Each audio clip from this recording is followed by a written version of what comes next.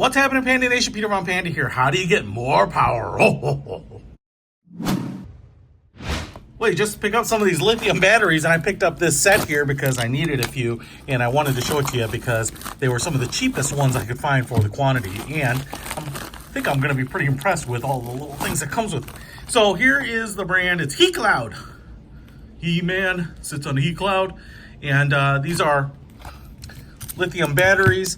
They are, as you might be able to see here, 6,000 milliamp hours for 18650 cells. Are rechargeable. I get 4 of them here, and then I also get 2 chargers so I can recharge these things simultaneously. They have flip out prongs, pretty amazing.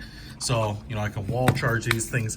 And I think the best thing about this is that they were some of the cheapest that I could find, which is kind of crazy. So the fact that you get the high capacity like these in the pretty universal size 18650 means you can do a lot with them. Anyway, just wanted to show them to you.